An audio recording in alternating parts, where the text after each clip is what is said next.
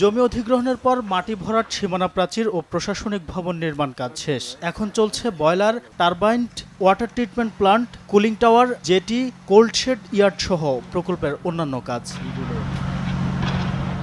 1000-এরও অধিক শ্রমিকের কর্মযজ্ঞে পুরোদমে এগিয়ে চলছে বাগেরহাটের রামপালের সাম্পারি, কাটাখালী ও কৈগর দাসকাঠি এলাকায় 1320 মেগাওয়াট ক্ষমতাসম্পন্ন বিদ্যুৎ কেন্দ্রের 2টি ইউনিটের নির্মাণ কাজ।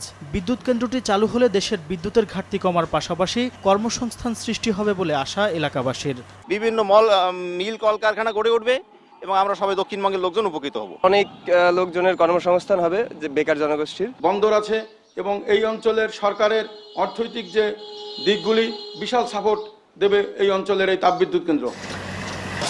25% কাজ সমাপ্তের কথা জানিয়ে প্রকল্প সংশ্লিষ্টদের প্রত্যাশা 2020 সালের সেপ্টেম্বরে প্রথম ইউনিটের কমিশনিং কাজ শেষে 2021 সালের ফেব্রুয়ারিতে বাণিজ্যিকভাবে বিদ্যুৎ কেন্দ্রটি জাতীয় গ্রিডে যুক্ত হতে পারবে। আগস্ট 2021 সালে বাণিজ্যিকভাবে বিদ্যুৎ উৎপাদনের যে লক্ষ্যমাত্রা আছে সেই লক্ষ্যমাত্রা উদ্দেশ্য করে আমরা কাজ এগিয়ে নিয়ে যাচ্ছি। আমরা আশা করি আমরা উইদিন দ্য শিডিউল এই বিদ্যুৎ কেন্দ্র দুটি জাতীয় গ্রিডে বিদ্যুৎ সরবরাহ করতে সক্ষম হবে।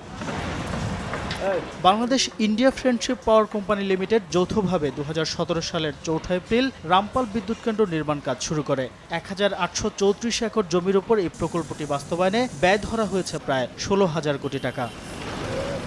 সময় সংবাদ, বাগেরহাট।